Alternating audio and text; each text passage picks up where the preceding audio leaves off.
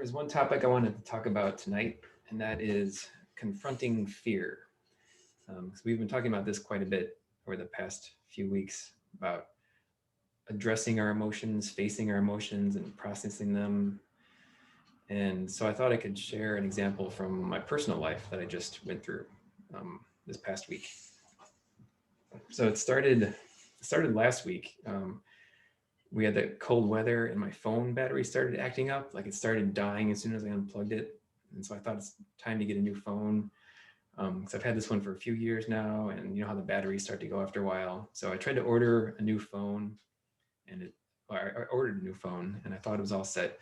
But then Monday morning, I get this email saying your order has been successfully canceled. I was like, what? And that was all it said, right? No additional information. And so I logged on to the company that I bought it from. It's my cell phone provider. It's one of those prepaid companies called Net10. It's not one of the big wireless providers. I started using them when I was traveling a lot because I didn't want an $80 Verizon bill when I was out of the country.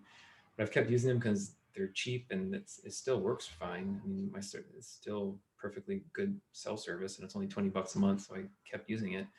Um, but but sometimes like some of their processes and communications aren't that great.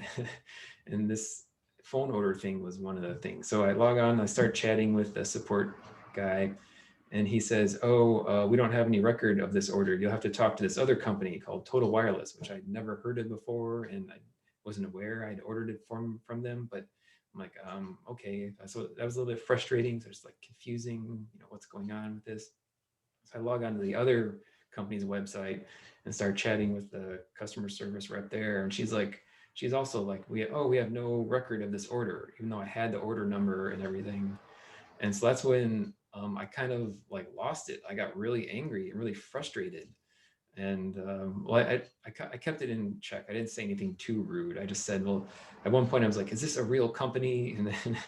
And then she was like, so do you want to retry ordering again? And I was like, don't bother. And I closed the browser window, and I was all in a huff. Um, and so then I started work and went through the rest of my day. But then later that day, I started thinking about it, and I was like, why did I get so angry about that? Because I was really upset in the moment, and really, I wasn't thinking straight, and just really, really upset about it. And it kind of seemed disproportionately upset compared to what was going on. It was just a mix up with my phone order, but I was like really angry in the moment. And so I started thinking about that, started sitting with that and kind of examining why I got so angry. So I started replaying the events in my mind. And so that morning, the morning had started off well. I had a nice meditation in the morning, and then I wrote for an hour like I usually do. But then before I was going to start working at my job, there was a whole bunch of emails. And one of them was that phone order email. Another one was an email from this woman that I'm talking to about renting a little studio house that's on their property. And that's been a whole kind of process because, it's a separate structure on their property. So she wants to find a good fit, and she's just been very thorough with the whole process. And it's been fine, but just it's taken quite a while, and she's very thorough. And but so as I started, so that email, it also came through and also kind of triggered something in me too that I hadn't been previously aware of, because that brought up this whole thing about how I'm thinking about settling here, and I'm starting to look for places to live. And so I'm thinking about taking on a lease and locking myself into a monthly rental payment, and which is going to be a lot more money than what I'm paying at the RV park now. And so it started, it's tapping into all these kind of uncertainties about money. And so my expenses are going to be going up. At the same time, I want to work less so that I can spend more time developing the Abbey, the Redwoods. And so there's kind of been this fear developing in the back of my mind that I haven't wanted to look at so far. I've kind of been ignoring it. And um, and so I think, and tied up in that, we've been having a lot of technical difficulties with trying to do stuff for the Abbey, trying to get our videos going and things like that. And so there's been kind of a general frustration with technology going on with me. And then it's also kind of tied up with the Abbey and my future and this fear about money. And so I think what happened is that there's been this kind of fear developing that I haven't wanted to face. And then when this minor frustration came up with the phone order, it all of a sudden just kind of like, all this pent up fear came out through anger that I directed at this poor innocent woman on the customer service woman on the other end of the chat line. And so I'm like, wow, that's interesting. So I started digging into that fear more, right? Trying to understand what was making me uncomfortable, what was making me scared, what's making me feel uncomfortable. And it's kind of, as I tried to kind of pull on that thread, right? Try to get a little bit deeper, figure out what's really going on with me. I started figuring out that there's a whole lot of fear tied up, right?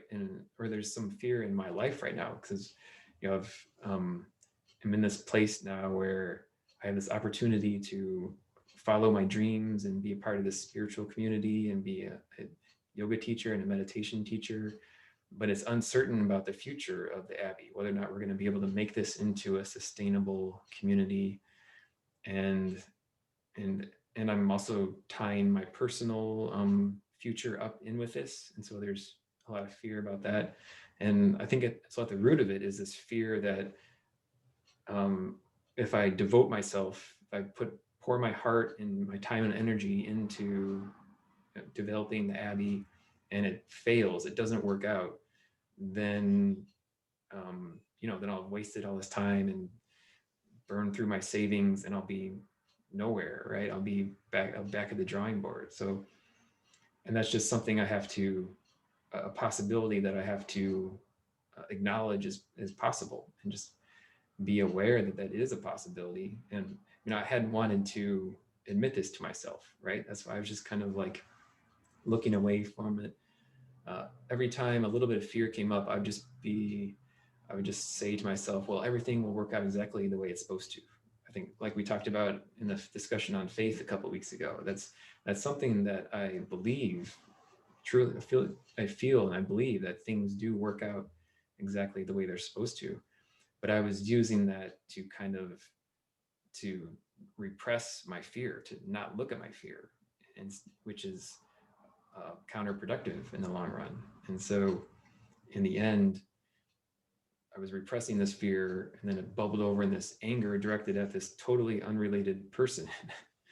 And so I think that happens to a lot of us in a lot of different situations. I think there's a lot of that going on in the country right now with politics.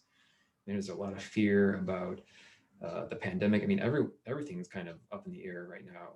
The rules are totally changing, and leading up to the election, it seemed like our democracy was perhaps under threat even. And so I think we're all dealing with a lot of fear, and we're not trained very well to address our fear, to face our fear. I think we all kind of grow up in this culture where we're not really honest with our fears. We just try to ignore them, or any negative emotions. We're just taught to kind of ignore them, or most people are. Maybe, I mean, I'm sure some lucky people are raised where they examine negative emotions in a healthy way. But it seems like the prevailing sentiment in our society is to kind of just ignore or try to ignore negative emotions and keep a stiff upper lip, and then just keep going to work and act professional while you're at work, right? That's the big thing. We all have our jobs, and you're supposed to act professional no matter what. You're not supposed to allow your personal feelings to get in the way of your work. And so we're all we just all spend so much time repressing emotions. And now with the pandemic, we're stuck inside, and a lot of us are having to face our emotions now because we don't have our usual outlets to distract us. And so I think that's part of why a lot of the turmoil that we're seeing in the country right now is a lot of repressed emotion that people are being forced to face. But a lot of us don't want to face it. We just try to keep repressing it, and then a lot of that's bubbling over into anger. There's still a lot of anger out in the air right now. So what I was talking about, that's what we need to do to address fear. Like whenever we notice that we have some kind of disproportional emotional response, that's usually a sign that there's some kind of repressed emotion somewhere that we need to examine. Um, and so, yeah, that's what I wanted to say about this topic. Any questions? Any thoughts? And I say, I mean, there's reasonable fear. Oh, sure. I Yeah. mean, it would be a bummer if you spent all your money and you had to lose your home Right. because you threw so much into this. There's reasonable fear, and then like there's unreasonable fear that that spider over there is going to kill me any minute. So it's interesting to parse it out, what is reasonable, and how some action or some change will ease the fear if it's reasonable, you know Right. Yeah. like Yeah. mhm. That's a good point. Thanks for bringing that up. I mean, a lot of our fears are well founded. I mean, there's a lot of reasons to be afraid right now with everything that's going on in the world.